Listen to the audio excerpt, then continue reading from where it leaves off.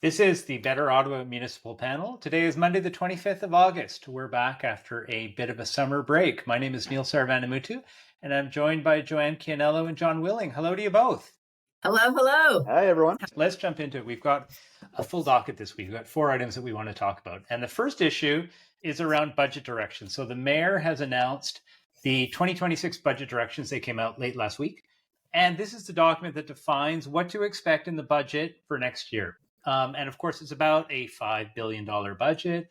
And John, can you get us started by just outlining what are the big themes and messages that have come out of these budget directions? Well, yeah, just to dovetail off what you just said, Neil, this is an important report because it sets the rules of the game, essentially, for the budget. So if council approves these rules, these numbers, then that's the budget that the staff are going to go off and try to, I'm sure they've figured out a lot of it already, but they're going to try to meet these numbers that council are going to set in stone. So the headline items, I guess, are, the city's looking to increase property taxes by 2.9% for city operations. That includes the health board and the library board too. We're going to talk about police here in a second, but they're proposing to give the police service a target increase between 2.9 and 6.5%.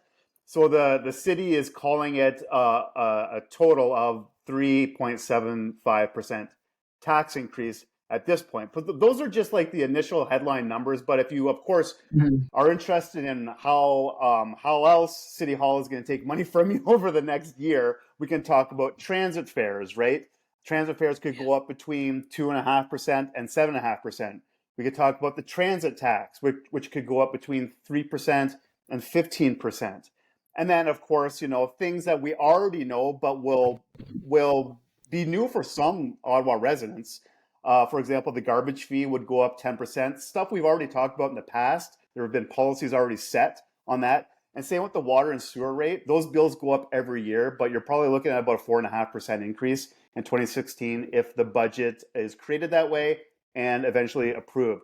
So, but I think what really stood out, Joanne and Neil, is definitely the Ottawa Police proposed increase, and that received a lot of questions too. I know the mayor received a lot of questions on that when he had his availability last week. Yeah. Okay. So let's just recap some of those numbers. I think overall we're saying a tax increase of, I think they said 3.7. Is it 3.75%? And what you're saying, John, is that when you factor in all the rate stuff like the garbage increases and the water increases, it's actually going to be more than that for household. The big headline, water increase is usually separate from the tax increase. It is completely separate, but it's a municipal service People you're are paying for. lots of work. But it's definitely dealt with separately. So, Joanne, we've got this big proposed increase of the police budget, and then we've got everything else is more or less at what we'll call the inflation rate, right? 2.9%. I mean, core inflation is around there right now. The inflation rate right this second, right? But yes, go ahead. Yeah, sure. So my question is for all intents and purposes, is the budget basically done here? Like, assuming the council approved this? Oh yeah. In a few days' time? Budget is almost always done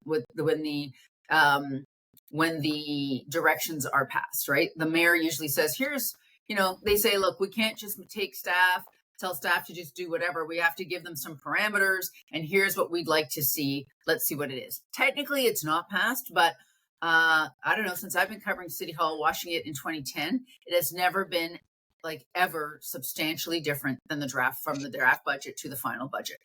You might see some pushback this year from some councillors saying, okay, look, we're putting these parameters on, but what does the city actually need? We'd like to see a budget that says, okay, city staff, you tell us what would be ideal, which is how it used to be done a long time ago. And then the budget meetings would go on for 4 days as people tried to wrangle it down to something that's politically manageable. Because, of course, it was always too much money for the politicians. But this way, they're kind of reverse engineering it. But the criticism of that has been, is the city actually getting what we need with this, right? Yes, you're tasking staff to work to 2.9%. And I don't know, I have some ideas of why that is not manageable. I mean, they could probably do it, but is that going to be good for the city? I don't actually know how they're going to do it, to be honest. I mean, there are 3 giant union contracts up for negotiation right now. Like the transit contract expired in March, and they're still negotiating that. And at the end of last year as well, the CUPE, the local CUPE 503 contract expired. And if you look at other cities where these things have been renegotiated, they're getting increases of way more than 3%. So just on that, I don't see how you keep up with the labor costs.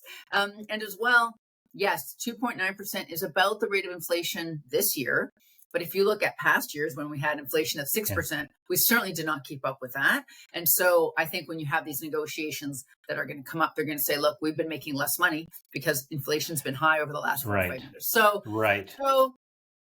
So I kind of went off onto some extra tangents, as I often do. But your original thing is like, yes, is the draft budget, which, by the way, is in the purview of the mayor. I mean, he doesn't use his strong mayor powers, but he actually, like, you know, the council can say we don't like these directions, but he can actually come back and say, well, too bad, we're going to do that. But it is election year. I don't think you're going to see a lot of councillors want to be higher than that. But also, I have a lot of, I do wonder how this budget's going to work for the city. Yeah. And Joanne, your point about compensation is a good one, because I think compensation makes up about 40% of the city budget. So this is this big wild card that we haven't factored in for. So we're going to talk about policing and this proposed significant increase in the police budget. But first, John, I just want to ask you the same question from all of your years covering City Hall. From when budget directions has come out versus the final product, I mean, do we actually can you think of any major announcements that have happened in that period? Like, is there anything more to this budget than the headline number? It's usually, no, you're right, Neil and Joanne too. Like, it's usually the numbers. People want to know. I think the average citizen wants to know how much they're going to pay next year, how much more they're going to pay next year. And so those numbers are always the headline leading off newscasts. Those are the numbers that rule. You're not going to get many whiz bang pow announcements out of the city budget. And mostly because the budget's mostly about smaller projects and communities and initiatives that are maybe equally important. And also the upkeep is equally important than those smaller projects and communities. So we've talked on the pods many times about assets, right? And maintaining assets. And that's what the budget is about also. The budget isn't meant to be a super sexy, unless, you find repaving particularly alluring. But that's what the city budget... Well, if it's your street, you might. Yeah. But that's what the city budget is really about. And I think more than ever now is just being able to afford to maintain what we got now rather than announcing huge new sexy projects. Okay. I remember one time it changed, and it was around the police budget. This is a number of years ago, so it's pre-convoy times. And it was, the police wanted a 3.5% increase. This was during the defund the police movements in some circles, right? And where, people were saying we need more emphasis on social services to help people. They're having mental health crises. They don't need police. And they wanted a 3.5% increase. And Diane Deans, who was the chair of the police service board at the time, said, how about 3%? And then we'll take that other 0.5% and put it to social services. And I don't know, I think normal people see that as a small gesture towards, rebalancing how we help people in the city.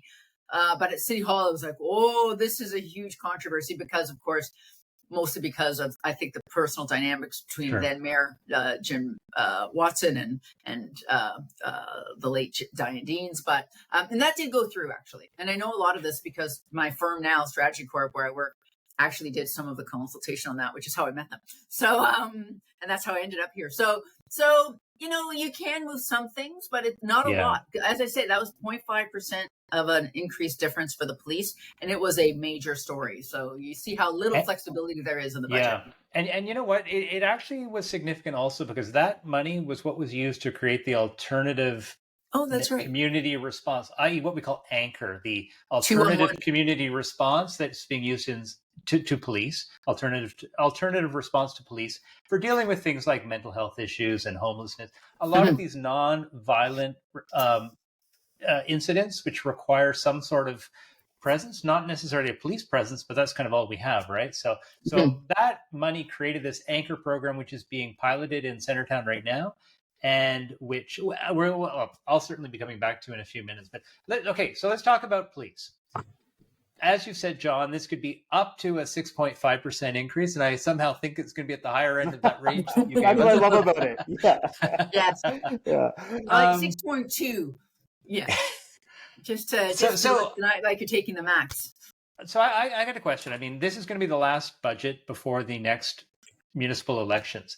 Is this a smart political move, do you think? Like, it's clearly a big move by the mayor saying, I'm going to put a lot of money into policing.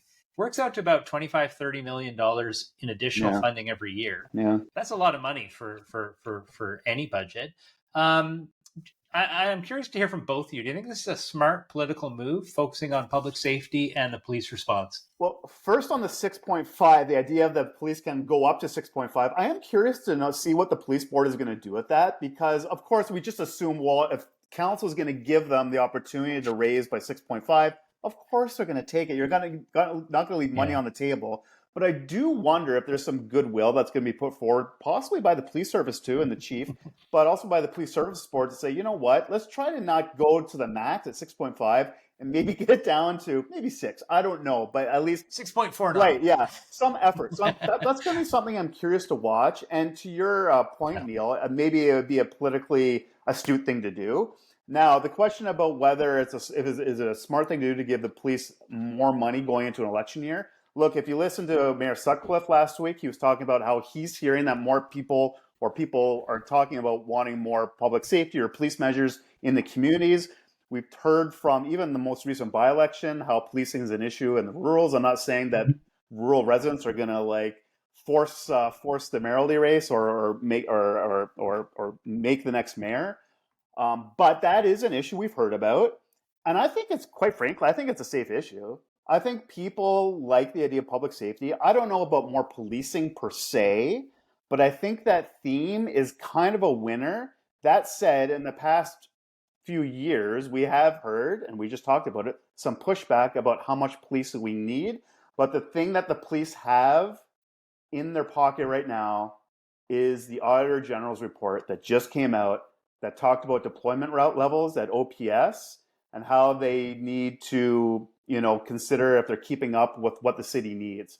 So there's a couple things going on in the policing world right now. We have the mayor talking about what he's hearing on the ground. We have the AG saying, you know what, maybe the cops need some help in their deployment. So those are the things that are at play going into this budget cycle. Okay. How about you, Joanne? You think it's a smart move politically? Yeah, I think it depends where you're looking for your votes, right? I mean, Mark Sutcliffe won last time around largely on the non-core urban votes, right? The suburban votes, the outer urban areas. And if you think about there, that's where policing and public safety kind of go hand in hand. It's kind of interesting because I think a lot of the public safety issues that we are concerned about, which is, a lot of it is connected to homelessness. It's connected to addiction issues, right?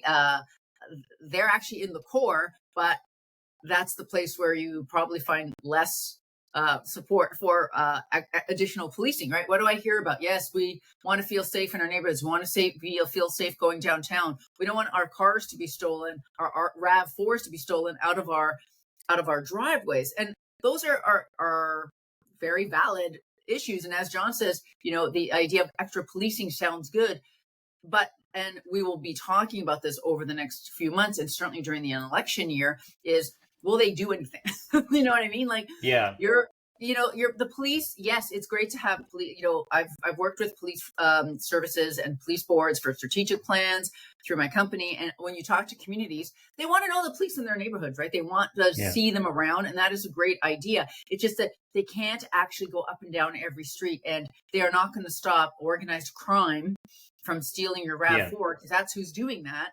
Now, maybe if they have some extra people and they can respond, I don't know that has to be a sworn officer, but you also hear you try to make a complaint and nobody talks to you, right? People, I think, want more connection. So I think what the police need is a culture change, which is hard in every organization, not just policing. So whether this extra money is going to help with that, I don't know. I think it's very questionable. I mean, extra police, actually, even my very progressive economist daughter will tell me more policing does deter violent crime if they think they're going to be seen. But I don't know that that's actually the main thing we're seeing. We're seeing issues on the street, like you were talking about, nonviolent crime that needs, we need to figure out addiction issues. We need to figure out what to do with people who don't have homes. This is what's causing a lot of, I think, unease on the streets of Ottawa. And that is a complex problem that I don't know that 6.5% increase to policing is going to do. And so I think these are the issues we're going to hear over the next year to the next election. It's like, okay, how do we do this? And the 6.5%, maybe. Joanne, I just want to build on that, because there is a question of, is this good politics, but also, is it good policy? And the way that I look at it is, number one, we have to remember that the police don't actually prevent crime. I mean, sure, if they're highly visible, but there's only so many streets. They can't be everywhere. They can't be everywhere, right? Number two is that there was a study out of Toronto Metropolitan University recently that said about 70 to 80% of all calls to the police really don't require a police response. It's a lot of this, what you just described, the homelessness, the mental health issues, other calls that people put into 911, and because there's no one else, like it's not ambulance and it's not fire, it just goes to the police, right? So they become this sort of catch-all. So we do have a police force that is overburdened with responses that really don't require necessarily a police all the time. So then the question becomes, are there better responses? And this is where I come back to what I was talking about earlier, the alternative neighborhood community responses, like the Anchor program in Centertown. And what's really interesting is that when you look at a program like Anchor, this is where you have outreach workers, you have social workers that are responding to these calls. They can respond to a call at probably about the quarter of the price that the police can respond to it. I mean, they're a low cost solution, at least, and that's data that's coming out of some American cities like Denver and Eugene, Oregon, where these practices have been in place a bit longer. And so I just think that from a fiscally prudent approach, putting a lot more money into the police budget to allow the police to do more of these sort of calls is not necessarily a very smart approach. I would like to see more of that money invested in these alternative responses so that we can free up the police to do police work. That's really what I would like to see. But I do think on the political side, people do like the district policing, the idea that there are police attached to your community. And whether, we just had this, like, we just talked about it for 5 minutes and we could talk about it for 5 hours. It's a complex response. Whereas like, we're going to help, we're going to give you more policing is a good political message. Like it does resonate. So I'm with Jon in a lot of parts of the town where perhaps Mayor Sutcliffe is looking to get reelected. I just want to ask one question, Joanne. Are people really stealing Toyota RAV4s? Yes. Okay. Yeah, okay. I just want to know. All right. I'll alert my friends with RAV4s. There is a list. There's a list of like the 10 most stolen cars. And I don't know. I knew someone who had their RAV4 stolen. Okay. So this is why I say that. But yes, absolutely. There's exactly. Okay. Listen, there's a lot to be discussed. There's a lot to be discussed about policing. Joanne, you talk about culture change. We talk about the district model. Let's save that for another day, and but these are really important issues, and we will come back to them. Let's move on to our second topic today, which is the announcement that we had, I think it was last week, about that there will be no extension to the summer beach season. The lifeguarding season went up until yesterday, Sunday, this past weekend, and there will be no more lifeguards going forward. So we heard from the city that this was a lifeguarding issue, that there just weren't enough lifeguards. Is that really the case, or is this more just a budget issue? Well, it always is a budget issue. I mean, if you're the city, there are private organizations that provide lifeguarding services. So you could run an RFP and say, hey, we need lifeguarding services between the end of August to the end of September. I don't know what, at these beaches. Put in your bids, and you know what? Maybe even if it dips down to 15 degrees, we're still paying that contract out. I don't know. But I get it. That is a problem because lifeguards, they're going back to school. A lot of them college, university students, and this is the time they move back. I see this being a father to a young child who's in day camps. It's hard to get day camps in the last week of August because a lot of camps aren't providing that service because their counselors aren't available. And the same can be said, I think, for the lifeguards that are happening. They're going back to school now too. But to your question, Neil, is it a budget issue? Everything's a budget issue. It's just a matter of does the city have the will to spend a little bit more money possibly, or finding another solution to provide those services at the beaches? And I should say too, I think splash pads are still open too, right? For a few more weeks. So if there are options for people, if it does get hot in September, it can get hot. There are options in community parks for people to cool off if they have splash pads. Yeah. Yeah. Sorry, John, I was just going to ask. No, you go ahead. John, splash pads don't require any sort of lifeguarding, right? No. Yeah. No. Yeah. I hope not. Okay. Like Westboro Beach, there is a one of those floaty lines that it delineates a very, very safe place to swim. So I don't usually pass that because there's current at the river. But we've always heard that it's the lifeguard problem, like for decades. Yeah. It is hard to get that if you're going to go a university student route, and if you're going to go a different route. My guess it's probably pretty expensive to add a couple more weeks, and also just the logistics of switching over to a private system. But on the other hand, we're going to have if it's going to be this hot and this warm and for longer periods, should we look at having the services on the weekends?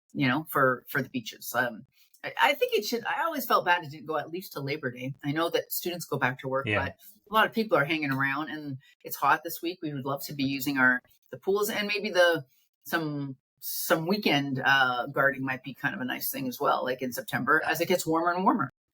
Yeah, but so Joanne, I want to ask you, this is not the first time this issu's come up, right? Councillors have been asking for this for a number of years now. As climate change, right, but that's become increasingly the case, right, John? I mean, every year it's just we're having these longer summers that where September you get really some very hot days.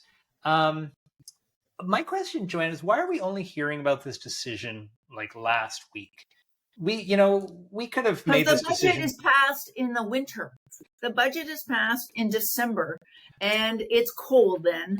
And we just go by, and everyone is as you see, we're going to try to get it to 3.75%, and it's very tight. And trying to add things in is bad. And then bad planning, I guess, are the words, right? And it's kind of like when we talk about election reform, we only talk about it when the election is happening. You're like, oh, can't do it now. So now it's the middle of summer. Obviously, we cannot extend it now. So they do this every year, the same thing. I have very little sympathy for these councillors, to be frank.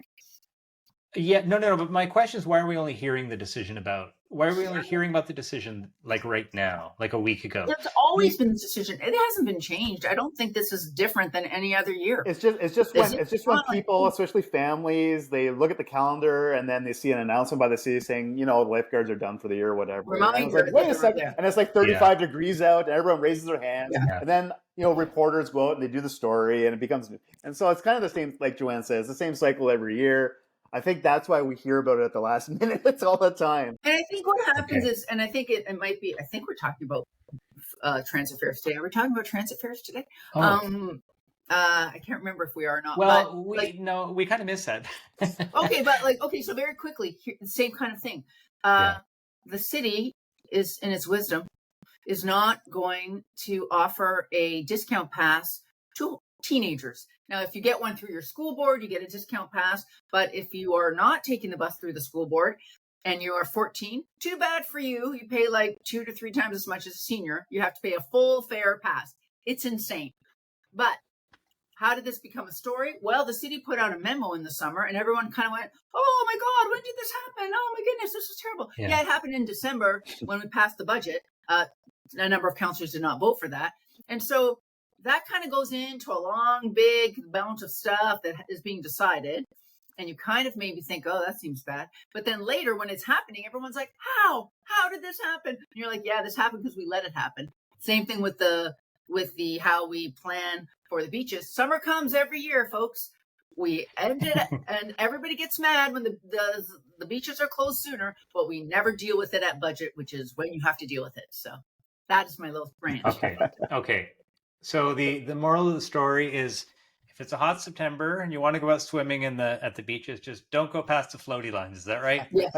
And also note to yourself to write your counselor that fall when they're making the budget to say, fight for longer beach openings. Okay. Okay, Maybe as global warming continues, it'll be hot enough in November that we'll remember that we want Oh to my be at God, the beach knock on longer. wood. Yeah. I know. Okay. Okay, let's move on to our third topic, which is the long range financial plan. Now, we've been talking about this on a number of occasions about these capital asset management plans. We know that we've got a lot of infrastructure in the city, whether that's roads or sewers or community centers or fire stations and a whole bunch of other things. All of that needs to be renewed. The province came down a couple of years ago and said, okay, municipalities, you need to understand how much is going to cost to renew all that stuff, how much money you've socked away, and what is your funding gap. In the case of Ottawa, we did the math. We said, okay, over the next 10 years, renewing all this stuff is going to cost a huge amount of money. We've got a little bit socked away, but we're still left with $11 billion that we haven't quite figured out how to pay for. Just a little bit short. Yeah. Yeah, so let's call that like $11 billion over 10 years. Let's just call that $1 billion a year, right? 1.1 if you want to be precise, something like that. And so you'll remember back in the spring, or some of you will remember, back in the spring, we talked about the rate side. So rate is what you pay for water and sewer, and you're billed separately than your tax, right? So you get a tax bill, which covers things like roads and community centers and fire stations. And so we've already dealt with the rate side. And Jon, you alluded to that a bit earlier in the show, that 5% increase in our water tax bills. But the other thing that's interesting about the rate side is that I think the deficit there was $3 billion. And the city said, you know what, half of it, we're just going to defer. We're just going to worry. We'll worry about it later. And we'll come up with a solution for how we're going to pay for half of that. The other half we won't worry about. So so on the tax side, we were originally going to discuss this in June. Then it got punted to September. And now we're being told it's being punted to the spring. Mm-hmm. So, Joanne, I know you did some digging and some asking around. Why is this decision? Why are we being told this decision is being punted to the spring? Okay, so one of the things I was told off the record at some sources, I got to talk to a lot of people at the Association of Municipalities of Ontario conference last week. It is a complete municipal nerd out. You guys would love it. And so one thing is that if you remember back in February, kind of a surprise announcement during the provincial election was that the PC government said they would upload the LRT from Ottawa. And no one knew anything about this. This was not on anyone's radar. There are talks ongoing. It's very unclear how that's going to work, how it's going to happen, if they're going to give us money for operations, if they're just going to take over our debt. We don't know. But apparently there are some talks. I'm a little bit cynical about them, skeptical, but I would be very happy to be wrong here. And if the province actually takes over hundreds of millions of dollars of debt on the LRT for Ottawa, as they have for Toronto, which they should, then our long-term financial outlook is much rosier and much better, right? And if they don't, we're in big trouble because we have this $11 billion. So what I was told was they're hoping to have some clarity from the province of what we need to cover for our assets, so that when we have this plan, we have a clear idea of what we're responsible for. So that is a good reason. A little bit more cynical reason, I would say, is as you can see, the water rates are going up 5% just to cover the on the rate side, right? Just to cover $3 billion. You can imagine, like, if we have to cover an $11 billion shortfall over 10 years, what does that have to mean for our taxes, right? Nothing good. So I don't think that we want to be dealing with that. Like, you don't want to have a budget going into election year where you're promising under 4% increase, which is pretty good for, like, compared to what's happened in other cities. And I think probably too low, but anyhow. You can't say you're having a 4% increase when you're being faced with a long-term financial plan that says you have to increase your taxes 8, 9, 10%, right? Like we've seen in Toronto. So it'd be nice to just pass your budget now and then get the long-term financial plan news after the budget is passed. And then you'll be like, well, we'll figure that out later. So two reasons I'm hearing. They might both be true. They're not mutually exclusive. One, waiting to see what happens with the LRT uplift, or two, wait till we've passed the election year budget and we don't have to deal with the tax increases that I'm sure will be recommended in that long-term financial plan. Okay, well, Jon, let me get your take on that. And so a couple of explanations as to why this is coming later than was originally planned. But what I want to get your thoughts on is we've got like a provincial law which says municipalities will report on this by the 1st of July, 2025. So we've missed that deadline. So is the city not breaking the law here? Yeah, expect the cops to go down, arrest the mayor, the city manager, They don't have enough funding. CFO. Well, I think it's still costs if we can actually deal with that. Yeah, you're right. You're right, Neil. There's a regulation under the Parent Act that does say they have to meet that deadline. Now, that doesn't say. I took a look at the Act, and there's no reference to penalties in the Act or anything like that. So I think maybe the province, what they could do is send an order to the city, say, hey, give us that report, give us the information we've asked for in the regulation, and that's about it. I don't think they go any further. But if they are talking with the province still about the LRT stuff, as Joanne has reported here, then maybe there is that conversation. I don't think the province is going to turn the screws on the city to meet that Canada Day deadline. Okay, so let's come back to the points that you raised, Joanne, around like the second point. So the first point about there's the potential upload of the LRT, which would be significant for the great. And would be great from a financial perspective. Yes. I mean, I think people say, Metrolinx is not exactly the highest performing organization in the world. And just give us money. That would be good. Yeah. Well, that would be a much, much better solution, quite frankly, because I don't have a lot of confidence that Metrolinx will actually solve the transit problems for the riders of Ottawa. That's a different issue. So, from again, I want to ask you sort of like your political take on this. Was this a smart move by City Hall to push this out a year, or are they just putting it into, are they just making this an election issue for themselves next year? Well, I actually say yes, because in fact, actually nobody, I know we love to think there are throngs following us to talk about our long-term financial plan discussions, but I think for average voters, this is not on their radar. They don't care. And the less it is brought up, the better it is. And again, I think, you'd have to do there are two options. If the long-term financial plan or long-range financial plan came out next month, as we expected, you'd have two options for you. One is you'd have to raise taxes a lot, because that is what it's going to recommend. Because how can it not, right? There has to be to make this up. Like maybe it's going to recommend an infrastructure levy, which is usually like 1.5% to 2% of a tax that goes to infrastructure before you pay for anything else. So, it's going to basically have higher taxes. So that means if you are faced with this report, you have to do two things. If you're a council going into election year, you have to have pass a budget with a higher tax increase than likely you've had the entire term, which is not usually the way these things work.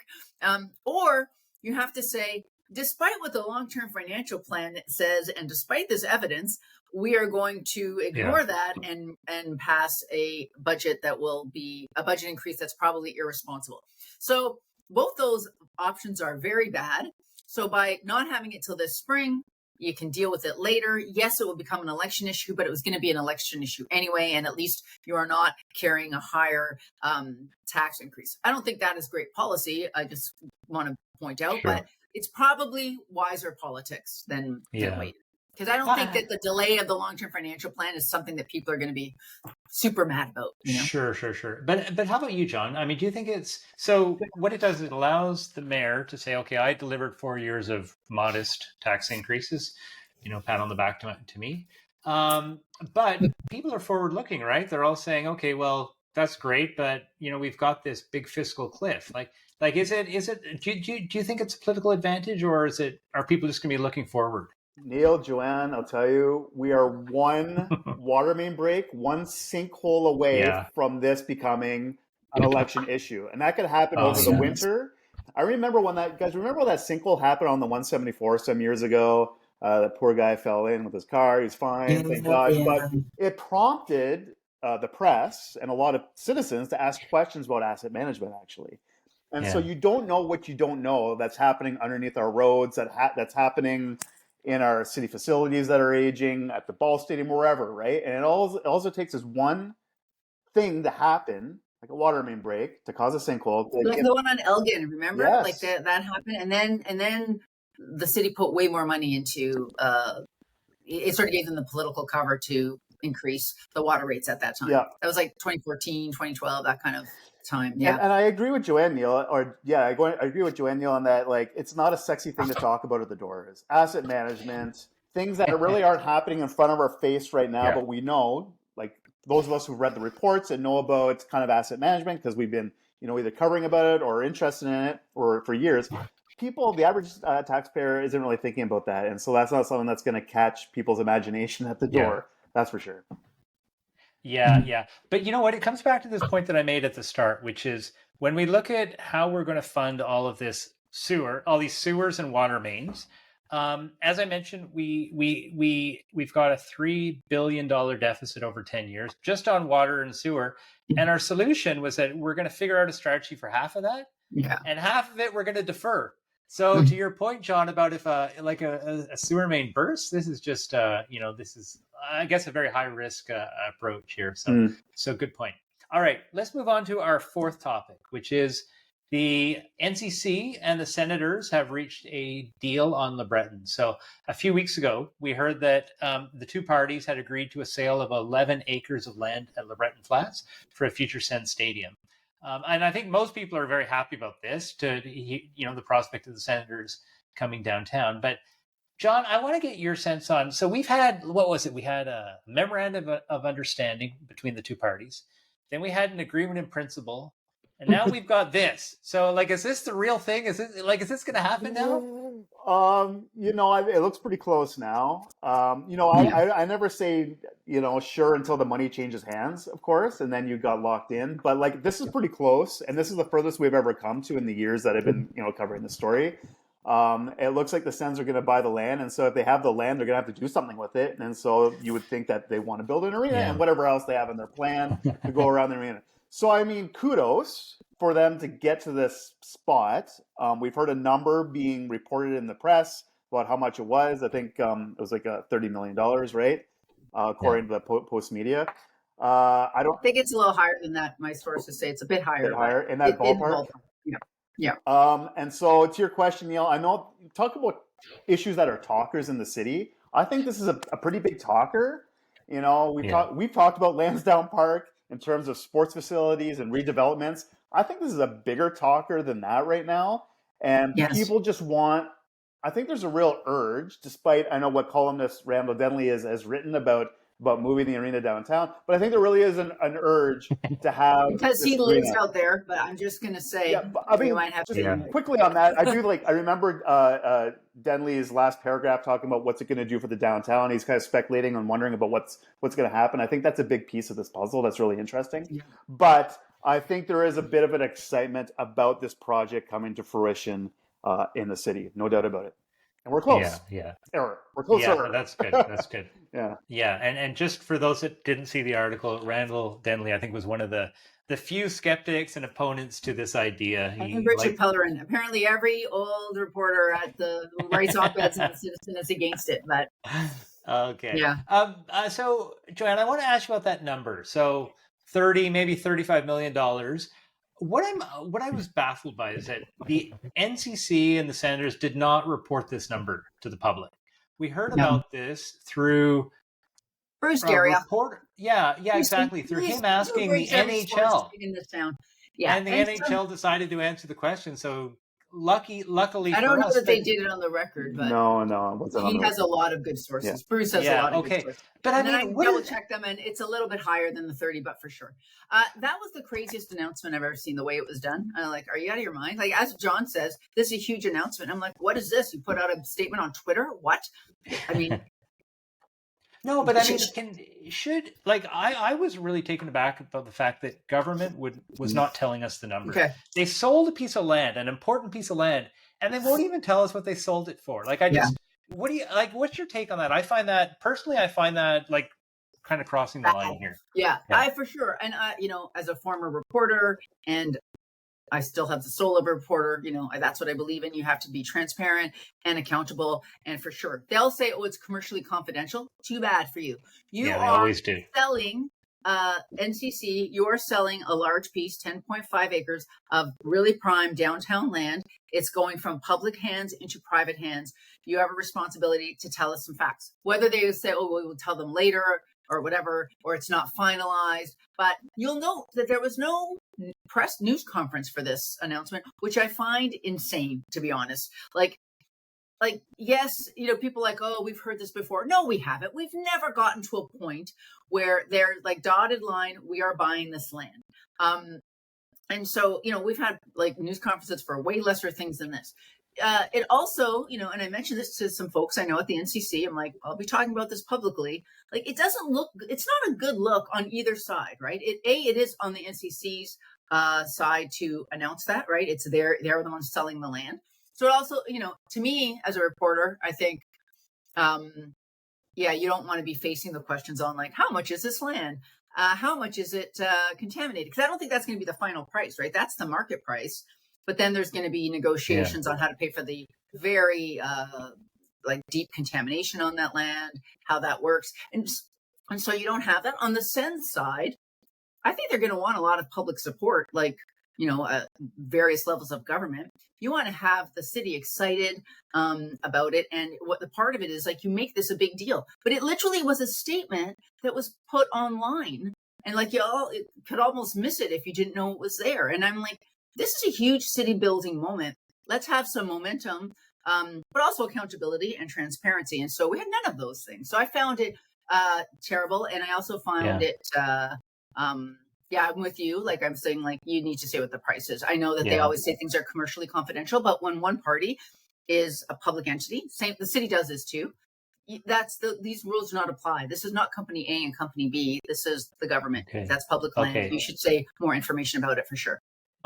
Jon, so to Joanne's point about getting the city interested, and right now, one of the big issues coming to council is around Lansdowne, which is support for the 67s and the Red Blacks in a sense. So what does can taxpayers get away with not supporting the Sens after we've supported these other teams? And like the mayor had something to say about this, right? So can you tell us what his thoughts were? Well, Mayor Sutcliffe says he doesn't think municipal taxpayers would want to pay money for an arena for a professional sports team. So, I mean, there's that. But Lansdowne's different. Well, I mean, look, I don't know if it's complete apples to apples. The city does own the facilities. They do own the land there. And so they have... That, Jon? Sorry? Do people care that like the city owns land, like parts of Lansdowne? I don't know. I don't know. Do people feel a civic pride of owning that historic piece of land? Do we? Do we as Ottawa residents? I don't know. I have no real opinion on that either way yet. I'll think about that though for the next pod.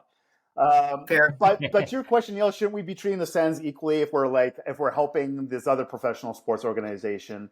And I think the truth is we don't have the money to. We're already helping the Lansdowne situation. We don't have money for the Sens. But look, the city is going to have to think about its assets around LeBreton, primarily transit, if we're going to get people to events at this new arena, and also the road network around here.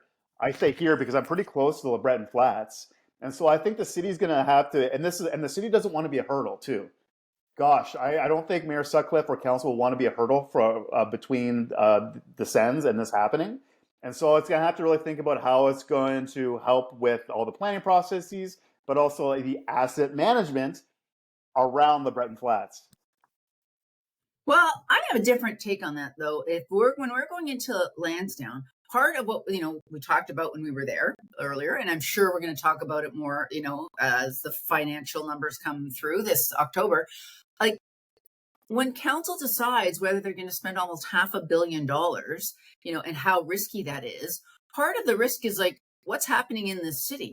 Like you have to think we're going to put a bunch of money in, more hundreds of millions of dollars of public money to build up this sports entertainment center in the glebe, not on rapid transit of any kind, while there's an NHL entertainment system complex also being developed on LeBreton Flats. And which is going to be more successful, right? Like if you're trying to get people to come to Lansdowne, don't tell me they're not going to be competing with each other. People keep saying they won't, but I don't know why that's the case. Like this doesn't make any sense to me, right? So I think for sure the LeBreton deal absolutely affects how you have to think about Lansdowne. I don't know how to do that. It's pretty complicated, but I don't think they don't just exist in two siloed bubbles. I'm just going to put every cliche in silos, bubbles, but they are related. Like, there's only so much money people spend on entertainment in the city. And we're going to put our public money on CFL football and the 67s as opposed to the NHL. I think there's a lot of people in this city who would question that. I'm sure there will be, and this will be a live issue for the next coming months. Okay, time for the lightning round. I wanted to give the two of you an opportunity to respond to a comment. Now, former City Councillor Clive Doucette, an actual former mayoral candidate, wrote an op-ed about what. Oh, sorry, my dog is coming into the room. That's great. Yeah. That's a podcast moment. Yeah. She was scratching at the door. I don't know if you could have heard that, but she finally got it open. So anyways, so Clive Doucette said he saw our podcast on Rogers TV. So shout out to Rogers TV who filmed that and who have been broadcasting our previous podcast too. And Doucette said that he took issue with the way that you guys characterized Lansdowne 1.0. And I think it was referred to, there were a couple of outliers that were opposed to it, but and that's, I think, what he took exception to. So I wanted to give the floor to the two of you, a minute to you each to respond to Clive Doucette and then set the record straight with your side of the story. Sure. One, I miss Clive. It's always great to have Clive around.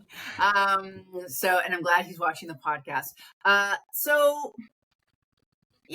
don't think that we meant to say there was no opposition to it. Of course, it was a very contentious issue at the time. I think we were talking about how the vote would go, when in this coming fall. But I just want to say, on the record, the final vote was 21-3. The three people who voted against the very, very final iteration of Lansdowne was David Chernyshenko, who was Clive's successor, Diane Holmes, and Diane Deeds. That was it. Everybody else voted for it. That is not to say there wasn't a lot of opposition. And I think part of it is, I'm on the record of being completely against the process of Lansdowne 1.0. I had a lot of skepticism about how it was going to work. It's not that I'm a Lansdowne booster, but I also think it's hard as we move forward to try to, we don't want to just relitigate everything that happened 12, 13 years ago, because we will never actually ever say anything. So I think maybe that's what it was. And if he's right to say, that it wasn't contentious, it was absolutely contentious, but on council, the vote was 21-3. Great. John, any last words on this? I would just say, I guess, in Mr. Doucette's defense, I would say the votes prior, when he was on council, were closer. I think they were in the 15-9 range, right, about moving forward. So then when the council did flip over, and then we saw the big delta between the yays and nays. So in his defense, it was a little bit closer, but we saw, as Joanne said, the end vote to go through with this was overwhelming. And I do think we have to move forward, but we can always remember back to those days with Friends of Lansdowne and that fight at the beginning. And, I remember at the Ottawa Citizen, where I was working at the time, at the 2010 election, we had a poll, an election poll on a lot of issues.